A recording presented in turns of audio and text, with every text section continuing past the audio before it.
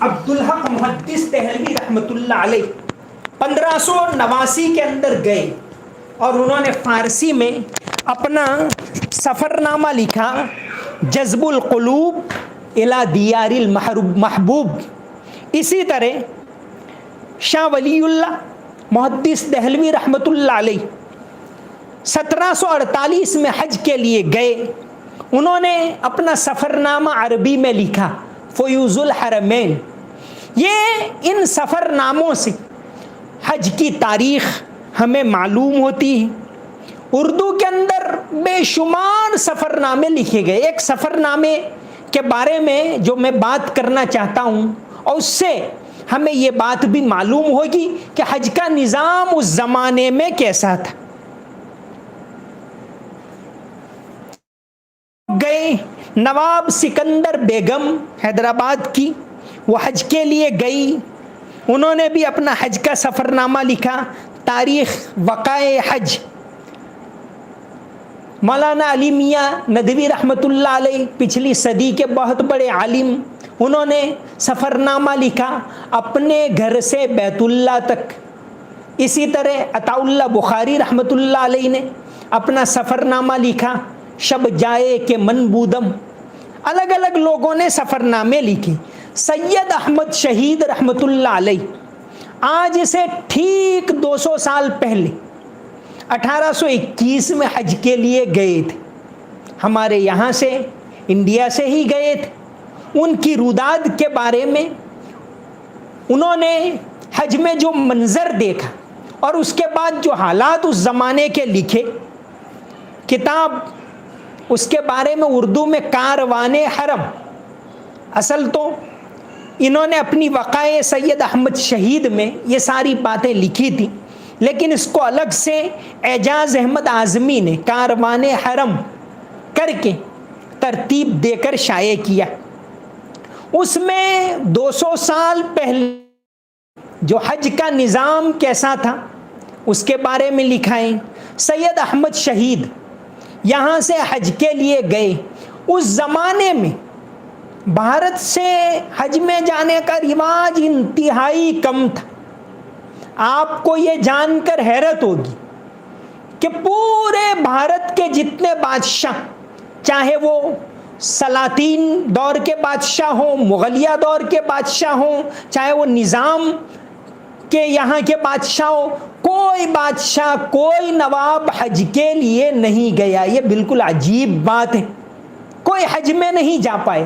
اس وجہ سے اس زمانے میں حج کو بہت زیادہ اہمیت نہیں دی جاتی تھی۔ لوگ سمجھتے تھے کہ راستہ دور دراز ہیں، بہت خطرناک ہیں، اس لیے حج میں جانے کا چلن بہت کم تھا۔ ایسے وقت میں سید احمد شہید رحمۃ اللہ علیہ نے ایک قافلہ بنائے۔ سید احمد شہید رحمۃ اللہ علیہ جنہوں نے اس ملک کے اندر 200 سال پہلے بالکل ابتدا میں، یعنی ٹیپو سلطان کے چند سال بعد ہی آزادی کی لڑائی کی روح پھونکی، وہ حج کے لیے گئے۔ انہوں نے دیکھا کہ ملک کے اندر لوگ حج کے لیے جاتے نہیں ہیں، تو وہ سب سے پہلے نکلے پنجاب سے اور کلکتہ گئے۔ انہوں نے حج کا سفر کلکتہ سے کیا، کلکتہ سے جدہ گئے تھے، اور واپسی میں جب آئے تو جدہ سے ممبئی آئے آپ۔ تو انہوں نے اپنی پوری حج کی روداد لکھی ہے، اپنی آپ بیتی جو لکھی ہے کاروان حرم میں چھپی، بہت دلچسپ باتیں۔ جہاز میں حج کے لیے گئے، کلکتہ سے کئی مہینے لگے تھے۔ اس زمانے میں انہوں نے لکھا ہے کہ کلکتہ سے جدہ جانے کا کرایہ 20 روپے تھا، اور واپسی میں جب جدہ سے ممبئی آئے تو 15 روپے لگے۔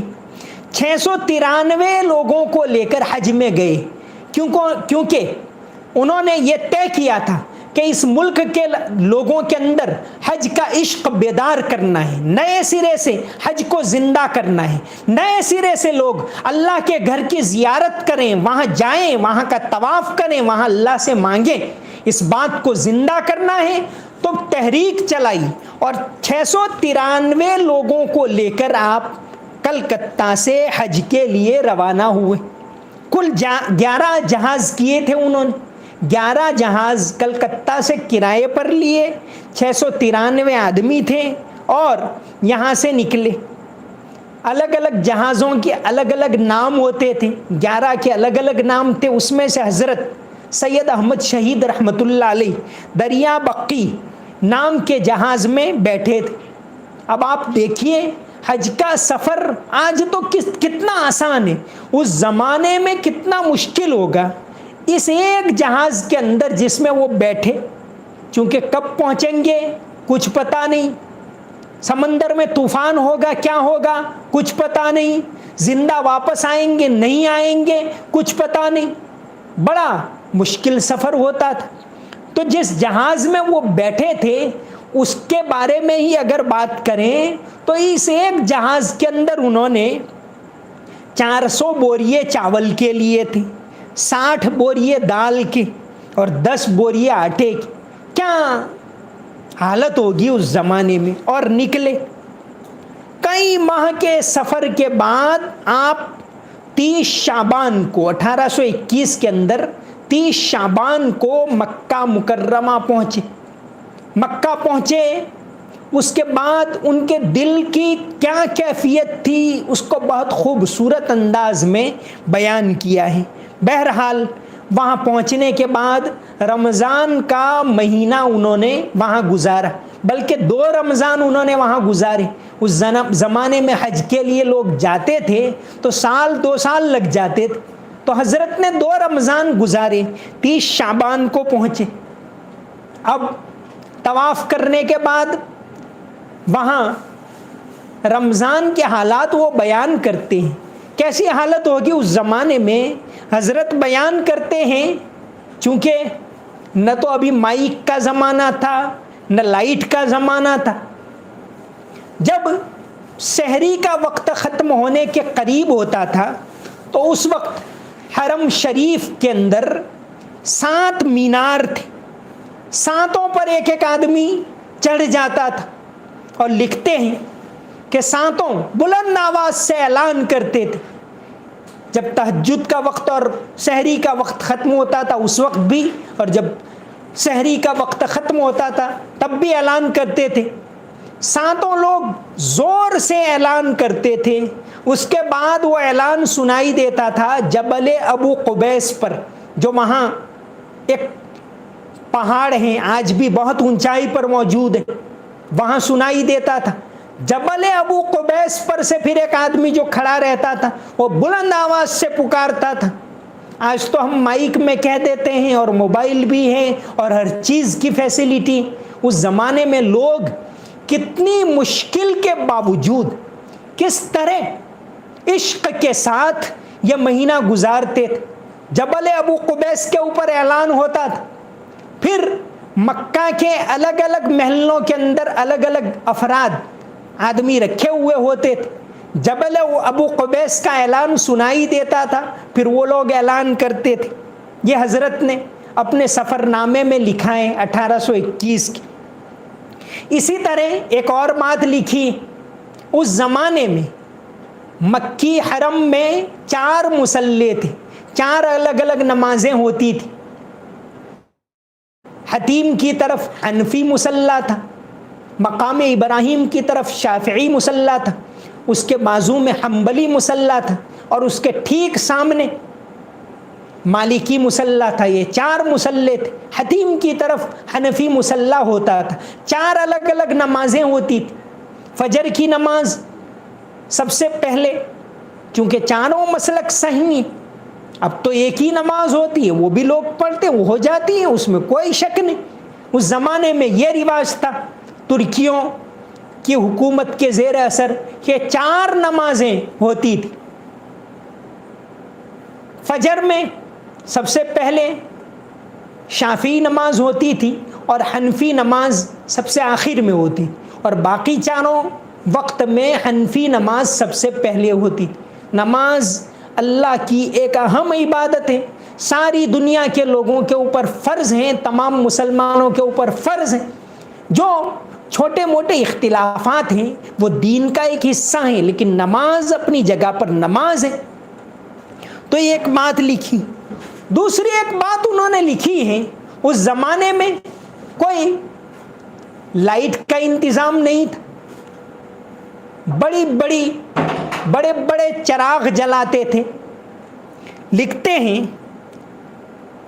کہ رات کو جب سحری کا وقت ہوتا تھا، اسی طرح رات کو مغرب کے بعد، مغرب کے وقت چاروں مصلوں کے آس پاس 4 بڑے بڑے چراغ رکھے جاتے تھے. چراغ کیسے؟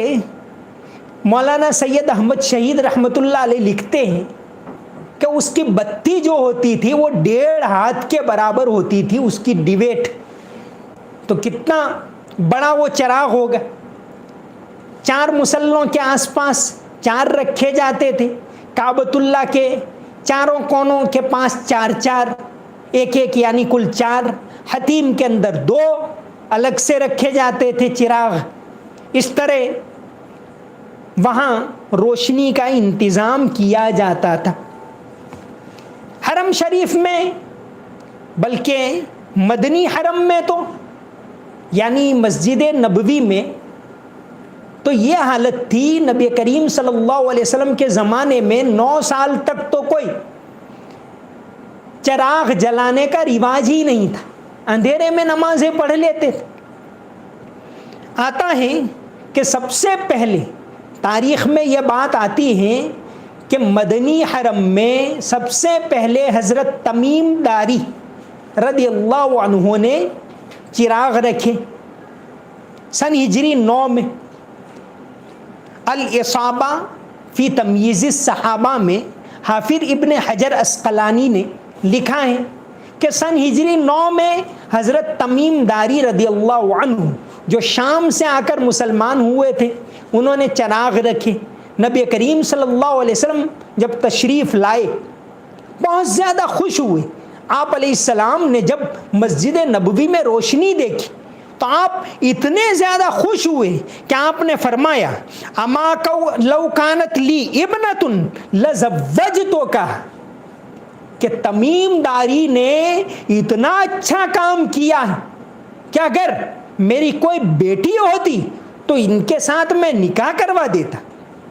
اس وقت وہاں موجود تھے آپ علیہ السلام کے چچا زاد نوفل ابن حارث ابن عبد المطلب. علامہ عسقلانی لکھتے ہیں کہ انہوں نے عرض کیا اے اللہ کے نبی، لی ابنۃ تسمى ام المغیرہ فانکحہ ایاہ، کہ میری بیٹی ام مغیرہ ہے، اس کا نکاح اس آدمی سے کروا دو، سخی آدمی سے، اللہ والے سے، مسجد نبوی میں چراغ جلانے والے سے.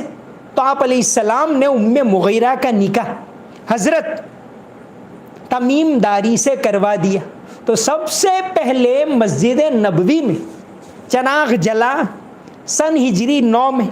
اور اسی تاریخ کو آگے بڑھا کر بات کریں تو سعودی عرب کے اندر یعنی حجاز کے اندر سب سے پہلے بجلی مدینہ میں ہی آئی، بالکل 1908 میں. 1908 میں 25 شعبان کے دن مدینہ میں مسجد، ابھی نہ مکہ میں بجلی آئی تھی نہ کسی اور شہر میں، سب سے پہلے مدینہ میں آئی. اور مدینہ میں 25 شعبان کے دن 1908 میں سب سے پہلے الیکٹرک بلب جلا. خیر، سید احمد شہید رحمۃ اللہ علیہ نے یہ حج کی تاریخ کے بارے میں بہت زیادہ دلچسپ باتیں لکھی ہیں. اسی طرح آپ لکھتے ہیں کہ اس زمانے میں یعنی جب 1821 میں آپ وہاں پہنچے تو حرم شریف میں، مکی حرم میں الگ الگ مقام پر لوگ تراویح پڑھتے تھے. وہاں کوئی اور حافظ صاحب سنا رہے ہیں، اس کونے میں کوئی اور ہیں، اس کونے میں کوئی اور ہیں، الگ الگ کئی تراویح ہوتی.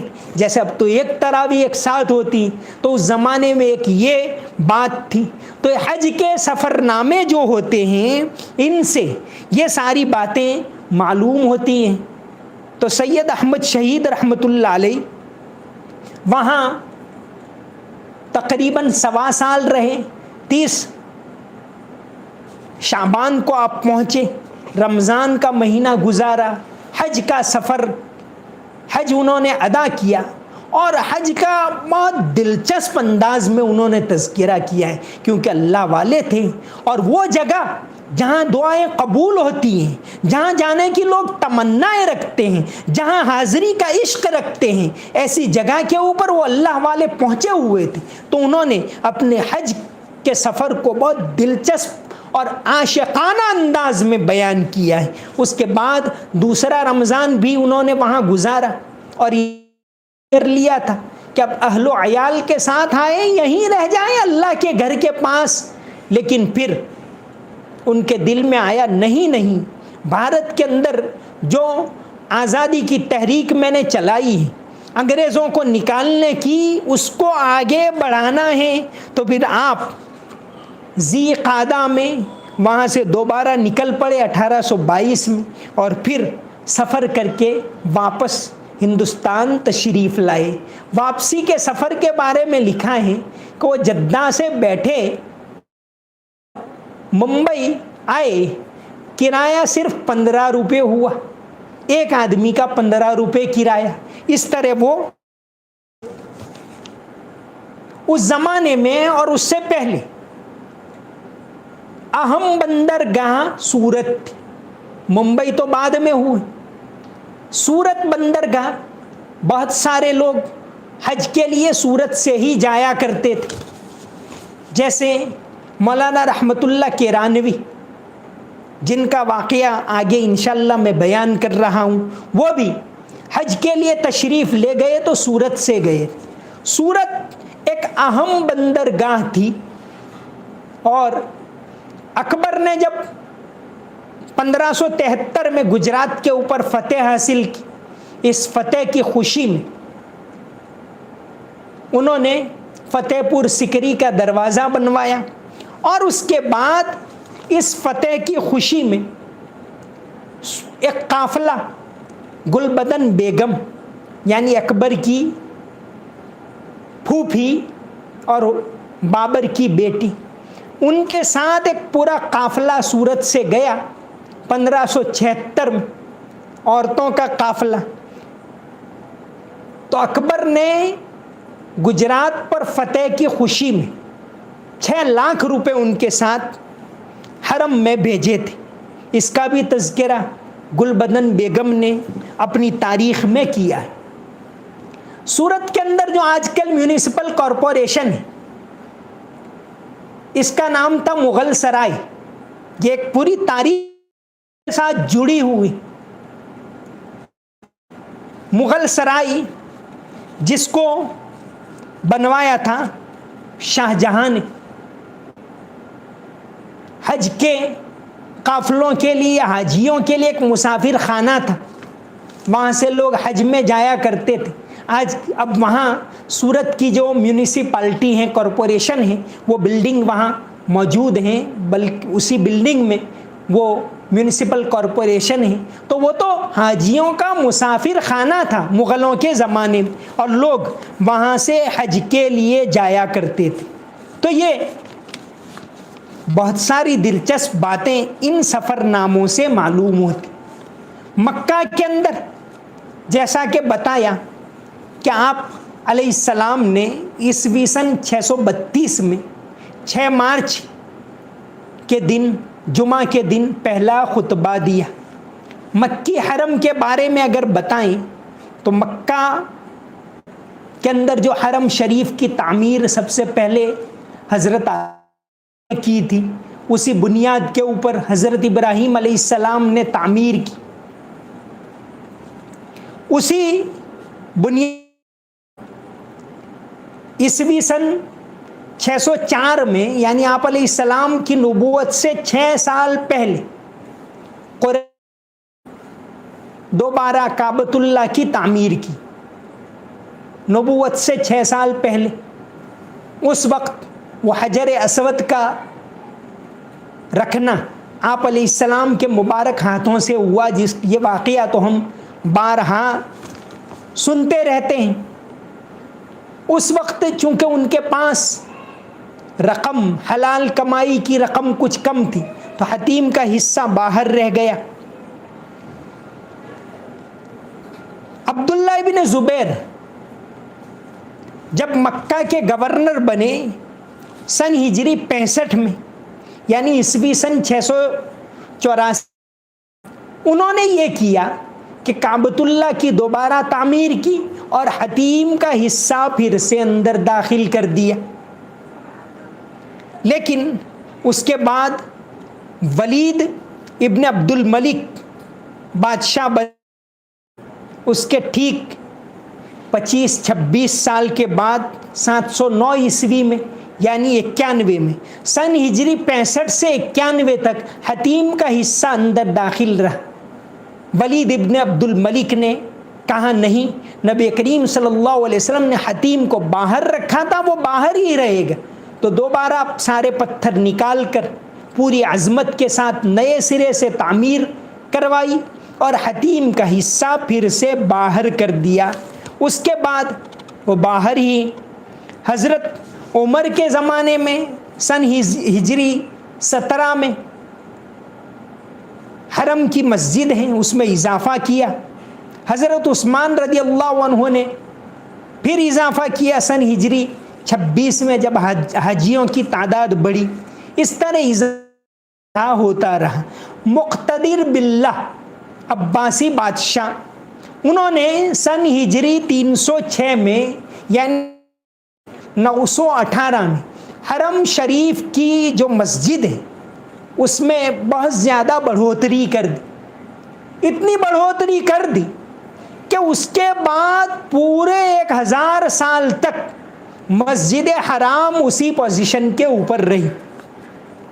306 ہجری سے لے کر 1375 یعنی 918 عیسوی سے 1955 تک، 55 میں جا کر شاہ عبدالعزیز ابن سعود نے جب دیکھا کہ اب حاجیوں کی تعداد بڑھ رہی ہے تو پھر مکہ کی مسجد حرام کا ایکسپانشن کیا، یعنی اس کے اندر توسیع کی، بڑھوتری کی۔ 1000 سال تک وہ مسجد اپنی حالت کے اوپر رہی۔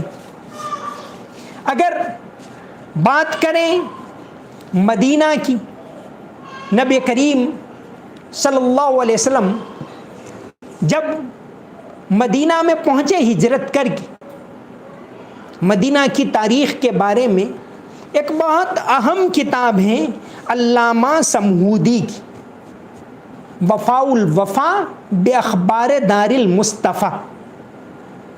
اس کے اندر انہوں نے لکھا ہے 1505 عیسوی میں ان کی وفات ہوئی، یعنی تب تک کی تاریخ اس میں مدینہ کی آ جاتی۔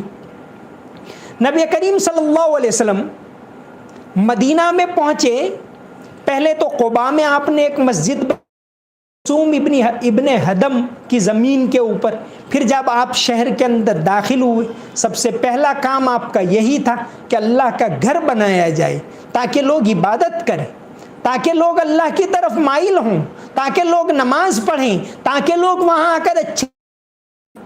تو سب سے پہلے آپ علیہ السلام نے ایک زمین خریدی۔ سہل اور سہیل نام کے 2 یتیم بچے تھے جو اسعد ابن زرارہ کے ماتحت رہتے تھے، ان کے پاس سے ایک زمین خریدی۔ رشتہ داروں نے چاہا کہ دے دیں، لیکن آپ علیہ السلام نے فرمایا یہ یتیم بچوں کی زمین ہے، اس طرح نہیں دے سکتے۔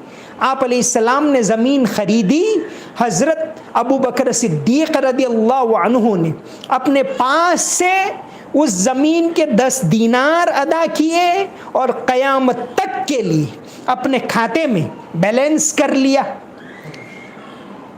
10 دینار دے کر خریدی اور وہاں مسجد بنوائی۔ مسجد بالکل سادہ، کھجور کے تنوں کے سہارے اور اوپر اس کے کھجور کے پتے رکھے، سادہ مسجد بنائی۔ اس کے بعد یہ مسجد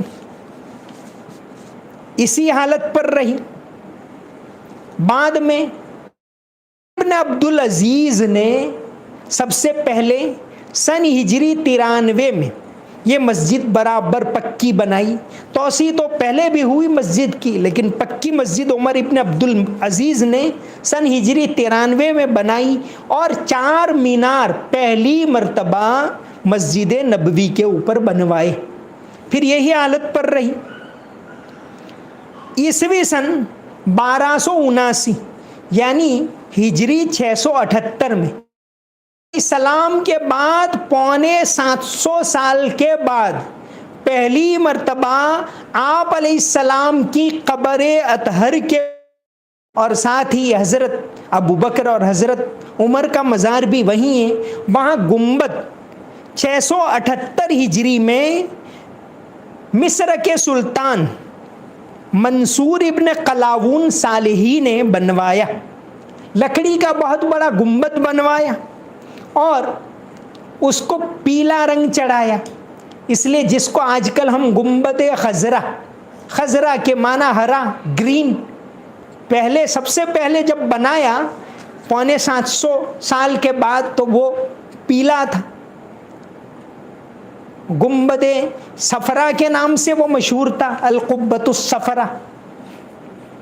1483 یعنی سن ہجری 888 کے اندر جب وہاں آگ لگی اور یہ گنبد لکڑی کا تھا وہ جل گیا، تو پتھر کا گنبد بنایا گیا 1483 عیسوی میں. اور اب اس گنبد کے اوپر سفید کلر کر دیا گیا. اب یہ سفید گنبد کے نام سے مشہور ہو گیا، البیضا. اس کے بعد 1572 میں یعنی 980 اندر پھر اس کی تعمیر ہوئی، اور اس مرتبہ اس گنبد کے اوپر رنگ برنگے پتھر لگائے گئے، الگ ہی اس کا روپ رہا. اور آخر میں ابھی جو گنبد ہیں وہ 1818 عیسوی یعنی آج سے 203 سال پہلے ہجری 1233 کے اندر سلطان محمود بن عبد الحمید، ترکی کے سلطان محمود بن عبد الحمید نے 1818 میں یہ گنبد بنوایا اور اس کو کلر چڑھایا. اس کے بعد سے آج تک القبۃ یعنی گنبد خضرا کے نام سے مشہور ہو گیا. 203 سال پہلے اس کو یہ رنگ آیا گیا. بہرحال یہ پوری تاریخ بہت دلچسپ ہے. بہت سے لوگ وہاں گئے، اپنی اپنی روداد لکھی. سفر بہت سارے علمی واقعات جڑے ہوئے ہیں. 2 تذکرہ کروں گا. شیخ علی متقی برہان پوری رحمت اللہ علیہ، جو ایم پی میں برہان پور کے تھے لیکن گجرات میں لمبا عرصہ رہے، اس لیے شیخ علی متقی گجراتی کے نام سے بھی مشہور ہے. محمود بیگڑا کے زمانے میں یہ یہاں سے حج کے لیے گئے. 1541 کے اندر یعنی ہجری 947 میں انہوں نے حج کیا. حج کرنے کے بعد 2 سال وہاں رہے. اس دوران وہاں کے شیخ ابو الحسن البکری جو حدیث کے بڑے ماہر تھے ان کی خدمت میں رہے، اور اس کے طفیل میں حدیث کا ایک بہت بڑا ذخیرہ 46,000 احادیث کا ذخیرہ جس کو ہم کنز العمال کے نام سے جانتے ہیں، یہ شیخ علی متقی نے وہاں رہ کر تیار کیا. حج کے ساتھ علمی سفر کا ایک اور واقعہ، 1857 کی جنگ آزادی کے ایک بہت اہم رہنما تھے مولانا رحمت اللہ کیرانوی، جن کا انتقال 1891 میں مکہ میں ہی ہوا اور جنت المعلا کے اندر آپ دفن ہیں. یہ بہت بڑے عالم تھے مولانا رحمت اللہ کیرانوی. انہوں نے ایک طرف انگریز کا مقابلہ کیا.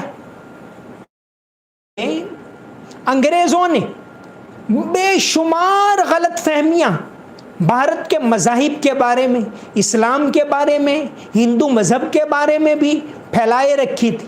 ایک پادری اس زمانے میں یہاں آیا تھا، کارل فینڈر، اس نے ایک کتاب لکھی،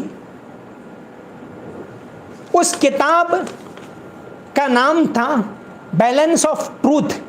اس کے جواب میں مولانا رحمت اللہ کیرانوی نے ایک کتاب لکھی، اظہار الحق۔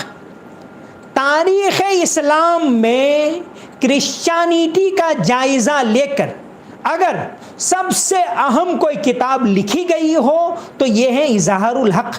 ابھی چند سال پہلے مولانا تقی عثمانی صاحب دامت برکاتہم نے اس کتاب کا ترجمہ اردو میں کیا، ترجمہ ہی نہیں، اس کی بہت مفصل تشریح لکھی، بائبل سے قرآن تک۔ شیخ احمد دیدات اور اسی طرح ذاکر نائک اور اس طرح جو دعوت کا کام کرنے والوں نے اس میں سے بہت کچھ لیا۔ مولانا رحمت اللہ کیرانوی نے کھلے عام چیلنج کیا پادری فینڈر کو اور اس کو آگرہ کے اندر شکست دی۔ اس کی وجہ سے یہ انگریزوں کی آنکھ میں کھٹک رہے۔ 1857 کی جنگ کے بعد ان کا نام آیا۔ حضرت ادھر ادھر پھر رہے تھے، بہت زیادہ پریشان تھے مولانا رحمت اللہ کیرانوی۔ آخر کار انہوں نے ارادہ کیا، چونکہ انگریزوں نے ساری ان کی جائیداد ضبط کر لی، بڑے مالدار گھرانے کے، سب کچھ ضبط، خالی ہاتھ رہ گئے۔ اب انہوں نے چپکے سے چھپ کر، انگریز کے ہاتھ میں تو آنے والے نہیں تھے، چھپ کر سورت آئے اور سورت سے کسی بھی طرح یمن پہنچے۔ یمن کی بندرگاہ موچا، وہاں اترے، وہاں سے مکہ تقریباً 950 کلومیٹر دور۔ حضرت کے پاس کچھ نہیں، خالی ہاتھ 950 کلومیٹر پیدل سفر کیا، اور وہ بھی یمن اور سعودی عرب کے ریگستان میں 950 کلومیٹر چل کر مکہ پہنچے۔ مکہ پہنچنے کے بعد حج کر کے پھر وہی پڑھانے کے اندر لگ گئے۔ ان کا ارادہ تھا کہ یہاں کوئی مدرسہ قائم کریں۔ اس دوران عیسوی سن 1874 میں کلکتہ سے ٹیپو سلطان کی رحمت اللہ علیہ، چونکہ ٹیپو سلطان کو جب شہید کر دیا 1799 میں، اس کے بعد ان کے سارے خاندان کو انگریزوں نے میسور چھوڑ کر چلے جانے کو کہا اور یہ سب کلکتہ آ کر بس گئے تھے۔ ان کی پڑپوتی سہولت النساء بیگم اپنے داماد کے ساتھ حج کے لیے گئی تھی۔ مکہ میں انہوں نے اپنے داماد کو بھیجا کہ کوئی ضرورت مند ہو تو ہم کچھ مدد کر دیں۔ وہ مولانا رحمت اللہ کیرانوی کو جانتے تھے کہ یہاں بڑے عالم ہیں، ان کے پاس گئے کہ ہم حاجیوں کے لیے مسافر خانہ بنوانا چاہتے ہیں۔ مولانا نے کہا اس کے بجائے ایک اچھا کام ہم آپ کو بتائیں اگر منظور ہو۔ کہا ٹھیک ہے، کیا ہے؟ کہا کہ یہاں ایک مدرسہ بنوایا۔ انہوں نے جا کر کہا سہولت النساء بیگم سے۔ سہولت النساء بیگم نے اس زمانے میں 35,000 دیے اور مدرسہ سہولتیہ قائم کیا گیا۔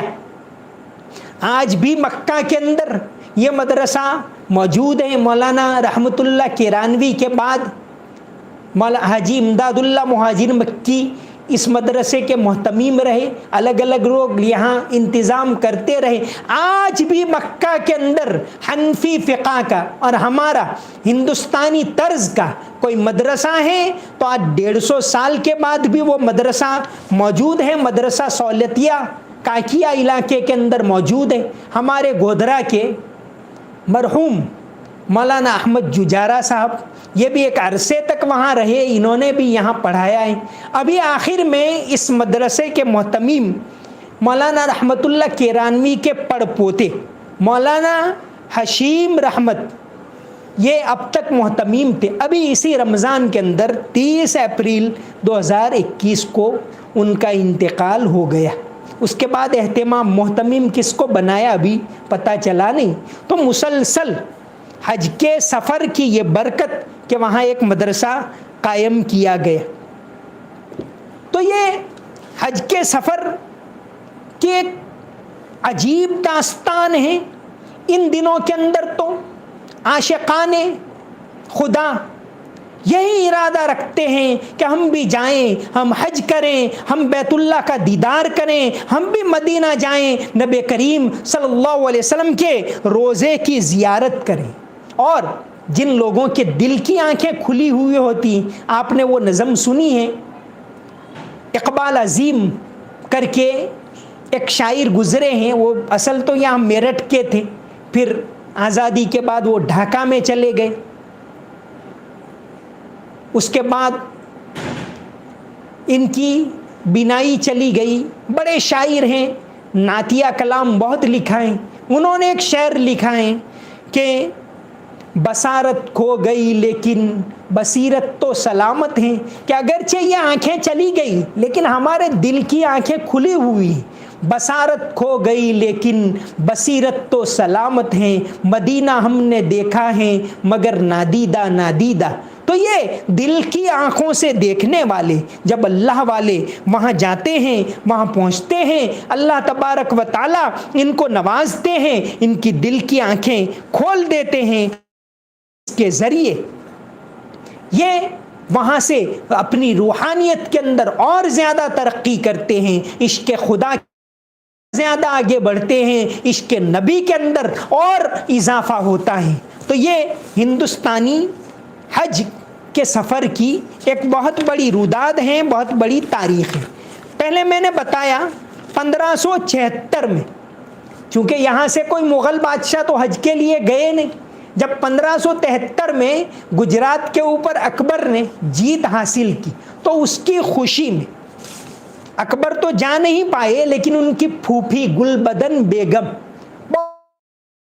بہت بڑی عالمہ, کئی کتابیں لکھی ہیں, وہ حج کے لیے گئی 40 عورتوں کے قافلے کے ساتھ اور 6 سال وہاں رہی مکہ کے اندر اور وہاں حج کیے.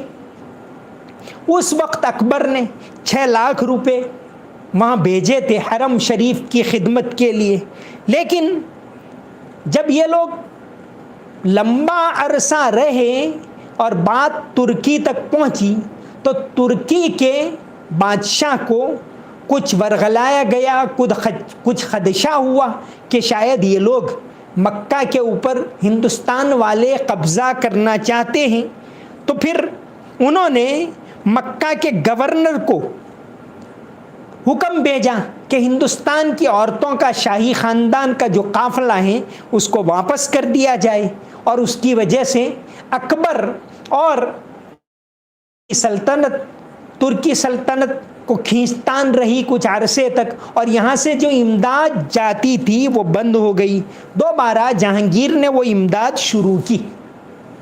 ایک اور دلچسپ واقعہ حج کے سفر کا جڑا ہوا ہے.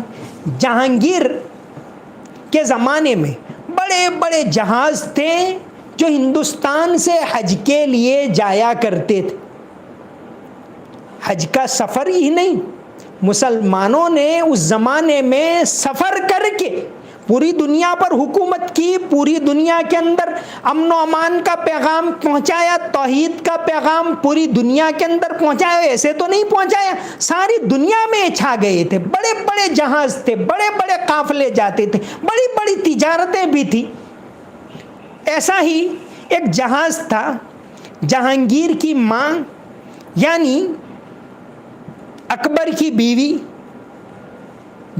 مریم زمانی, جن کو جودھابائی کہتے ہیں, ان کا جہاز 1613 میں یہ جہاز جا رہا تھا اور انگریزوں نے اس کو بیچ سمندر میں پکڑ لیا. اس زمانے میں اغوا کرنے کا کام چلتا تھا.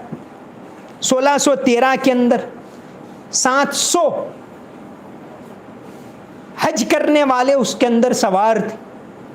اب بات چیت ہوئی, جو کہتے ہیں کہ جہانگیر کے دربار میں سر ٹامس رو نام کا انگریز آیا, وہ یہی بات چیت کرنے کے لیے آیا تھا. یہ جہاز اس کو روک لیا, اس کے بعد وہ بات چیت کرنے کے لیے آیا اور اسی میں اس نے یہاں بھارت کے اندر تجارت کرنے کی پرمیشن بھی حاصل کر لی۔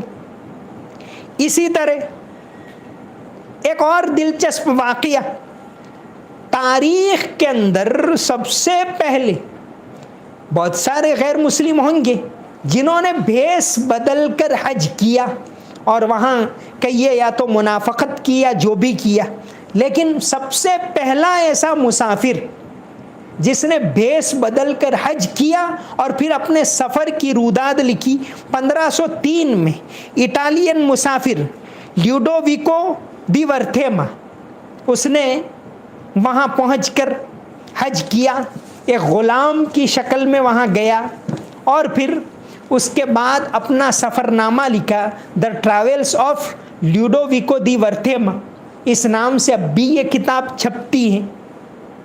تو یہ اس طرح بھیس بدل کے گیا تھا اور وہاں حج کی روداد لکھی تھی۔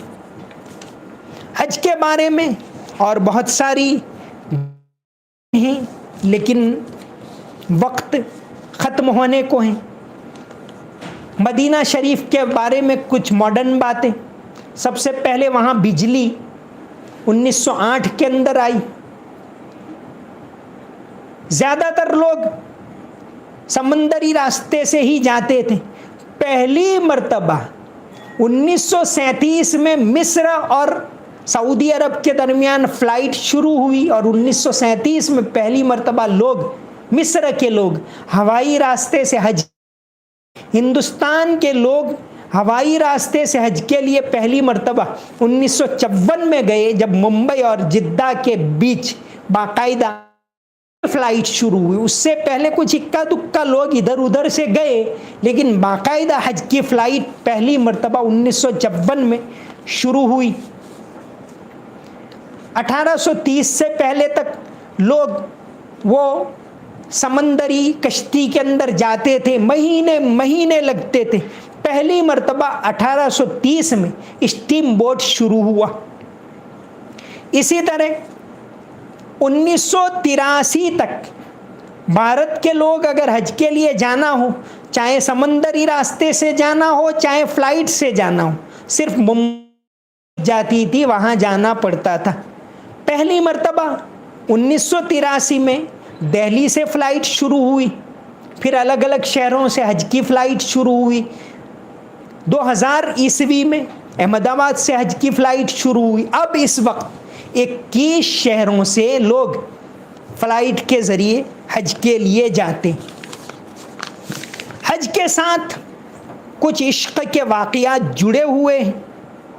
مولانا علی میاں ندوی رحمۃ اللہ علیہ نے دربار نبوت کی حاضری، مولانا مناظر احسن گیلانی جو دارالعلوم دیوبند کے بالکل ابتدا کے طالب علم تھے، پھر وہیں مولانا مناظر احسن گیلانی نے دیوبند میں ہی پڑھایا، اس کے بعد عثمانیہ یونیورسٹی میں بھی پڑھایا، بہت بڑے عالم تھے۔ وہ حج کے لیے گئے، انہوں نے اپنے حج کا جو سفر نامہ لکھا ہے دربار نبوت کی حاضری، اس کے پیش لفظ میں مولانا علی میاں نے ایک دل کو چھونے والا واقعہ لکھا ہے، بات لکھی ہے۔ مولانا علی میاں لکھتے ہیں، ایک مرتبہ میں مدینہ منورہ دینے کے لیے گیا ہوا تھا، کئی دن تک وہاں رہنا تھا۔ ایک دن جی نہیں لگ رہا تھا، من اداس تھا کہ اچانک میں نے مولانا مناظر احسن گیلانی کا سفر نامہ کھولا۔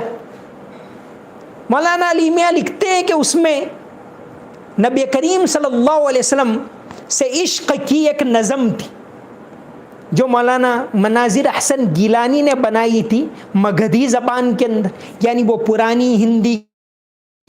وہ نظم جب میں نے پڑھی، مولانا لکھتے ہیں، تو میری طبیعت جاگ گئی، اور اس کے بعد مولانا علی میاں ندوی نے معمول بنا لیا کہ جب بھی روزہ اقدس پر حاضر ہوتے تھے تو یہ نظم پڑھا کرتے تھے۔ انہوں نے دربار نبوت کی حاضری میں جو پیش لفظ لکھا، واقعہ لکھا ہے، اور اس کتاب میں یہ پوری نظم بھی موجود ہیں۔ اس کے کچھ اشعار ہیں: پیارے محمد جگ کے سجن، تم پر واروں تن من دھن، پیارے محمد جگ کے سجن تم پرواروں تن من دھن تمری صورتیا من موہن. صورتیا یعنی آپ کا دلکش جو چہرہ ہے، من موہن یعنی دل کو موہنے والا. تمری صورتیا من موہن کبھو کرا ہو تم درشن. پیارے محمد جن تم پرواروں تن من دھن تمری صورتیا من موہن کبھو کرا ہو تم درشن. آگے لکھتے ہیں تمری دواریا کیسے چھوڑوں. مولانا علی میاں نے جب یہ نظم پڑھی تو آپ کے دل پر بہت اثر ہوا، اور آپ لکھتے ہیں کہ جب بھی میں مدینہ گیا یہ نظم ضرور پڑھتا تھا. تمری دواریا کیسے چھوڑوں. دواریا یعنی دروازہ، وہ وہاں کی مگدھی زبان میں لکھا ہے. تمری دواریا کیسے چھوڑوں تم سے توڑوں تو کس سے جوڑوں. تمری گلی کی دھول بٹوروں. اس شعر پر تو مولانا علی میاں ایک دم وجد میں آ گئے. تمری گلی کی دھول بٹوروں تمرے نگر میں دم بھی توڑوں. جی کا اب ارمان یہی ہے آنٹھوں پہر اب دھیان یہی ہے. پیارے محمد جگ کے سجن تم پرواروں تن من دھن. تو یہ حج فرض بھی ہیں جو لوگ طاقت رکھتے ہیں ان کے اوپر، اور حج کا سفر عاشقانہ سفر ہوتا ہے. ہر مسلمان خواہش رکھتا ہے کہ وہ حج کے لیے جائے، اس کی تمنا بھی کرنی چاہیے. دے تو حج کے لیے ضرور جانا چاہیے. تو پوری اسلامی تاریخ کے ساتھ حج کی ایک تاریخ جڑی ہوئی ہے. اس کے بارے میں یہ عاشقانہ تاریخ کے بارے میں ہمیں جاننا بھی چاہیے، اس کو پھیلانا بھی چاہیے، اس کو پڑھنا بھی چاہیے. اللہ تبارک و تعالی ہم سب کو بار بار کعبۃ اللہ کی اللہ تعالیٰ بار بار نبی کریم صلی اللہ علیہ وسلم کے در کے اوپر حاضری نصیب فرمائے. نبی کریم صلی اللہ علیہ وسلم کے در کے اوپر، چونکہ آپ علیہ السلام پوری دنیا کو عشق کا پیغام دینے والے، توحید کا پیغام دینے والے، امن کا پیغام دینے والے، اخلاق کا پیغام دینے والے. اور حجۃ الوداع کے اندر جو آپ علیہ السلام نے خطبہ دیا تھا 6 مارچ عیسوی سن 632 کو، یہی جمعہ کے دن کا خطبہ دنیا کے لیے پیغام ہے. آج ایک طرف ضرورت ہے حج کے سفر کی، تو دوسری طرف اندر اس انسانیت کے پیغام کو، انسانی برابری کے پیغام کو، حج کی اس دعوت کو، جب نبی کریم صلی اللہ علیہ وسلم نے فرمایا تھا الا فلیبلغ الشاہد الغائب، کہ سن لو میرا پیغام قیامت تک کے لوگوں کو پہنچانا. تو آج ضرورت ہے تمام لوگوں کو پہنچانے کی. اللہ تبارک و تعالی ہمیں سچا پکا نبی کریم صلی اللہ علیہ وسلم کا عشق نصیب فرمائے. اللہ تعالی بار بار ہمیں کعبۃ اللہ کی زیارت نصیب فرمائے. مرتے دم تک توحید پر جمے رہنے کی توفیق عطا فرمائے، اور حضرت ابراہیم علیہ السلام کی جو توحید ہے اس کو دنیا کے اندر عام کرنے کی اللہ تعالی ہم سب کو توفیق عطا فرمائے. وآخر دعوانا ان الحمد للہ رب العالمین. اللهم صل على محمد وعلى آل محمد وبارك وسلم. ربنا آتنا في الدنيا حسنة وفي الآخرة حسنة وقنا عذاب النار. ربنا إننا سمعنا مناديا ينادي للإيمان أن آمنوا بربكم فآمنا. یا اللہ ہمارے گناہوں کو معاف فرما، ہماری تمام غلطیوں کو معاف فرما. یا اللہ بابرکت دن چل رہے ہیں، یا اللہ ان دنوں کے اندر تیری طرف مائل ہونے کی توفیق عطا فرما. یا اللہ تیری طرف مائل ہونے کی توفیق عطا فرما، عبادت کی توفیق عطا فرما، دعائیں کرنے کی توفیق عطا فرما. یا اللہ نبی کریم صلی اللہ علیہ وسلم کا سچا پکا عشق ہم تمام کو نصیب فرما. کعبۃ اللہ کی زیارت ہمیں عطا فرما. یا اللہ کعبۃ اللہ کی زیارت سے ایک ایک مسلمان کو مشرف فرما. یا اللہ محروم نہ فرما، یا اللہ محروم نہ فرما. یا اللہ نبی کریم صلی اللہ علیہ وسلم نے حجۃ الوداع کے موقع پر جو پیغام دیا تھا، یا اللہ اس کو عام کرنے کی توفیق عطا فرما. توحید کی ہواؤں کو چلا، انسانیت کی ہواؤں کو چلا، اخلاق کی ہواؤں کو چلا. یا اللہ انسانیت کے پیغام کو پوری دنیا کے اندر عام فرما، ایکتا، امن و محبت قائم فرما، نفرت کے ماحول کو ختم فرما، یا اللہ اس ملک کے اندر امن و امان، عافیت قائم فرما، یا اللہ مکہ کو تو نے ھذا البلد الامین کہا، اس امن کا پرتو اس ہندوستان کے اندر بھی نصیب فرما، یا اللہ اس کا سایہ اس ملک کے اندر بھی عطا فرما، یہاں بھی امن کی ہواؤں کو چلا، انسانیت کی ہواؤں کو چلا، ہدایت کی ہواؤں کو چلا، اس ملک کے اندر سے نفرت کے ماحول کو ختم فرما، مسجدوں کو آباد فرما، مدرسوں کو آباد فرما، توحید کو آباد فرما، یا اللہ نمازوں کی پابندی کی توفیق عطا فرما، یا اللہ اس ملک کے اندر سے ہر طرح کی نفرت کو ختم فرما، محبت کو زندہ فرما، یا اللہ تیرا خوف نصیب فرما، یا اللہ حضرت ابراہیم علیہ السلام کا عشق نصیب فرما، قربانی کرنے کی توفیق عطا فرما، یا اللہ تیرے لیے قربانی کرنے کی توفیق عطا فرما، یا اللہ جو مبارک دن آ رہے ہیں ان کی قدر کرنے کی توفیق عطا فرما، بار بار بیت اللہ کی زیارت نصیب فرما، بیت اللہ کی محبت عطا فرما، نبی کریم صلی اللہ علیہ وسلم کی محبت کو ہمارے دلوں کے اندر، ہماری رگ رگ کے اندر بھر دے۔ اللہم صلی علی محمد وعلی آل محمد وبارک وسلم، سمعنا واطعنا غفرانک ربنا وإلیک المصیر برحمتک یا ارحم الراحمین۔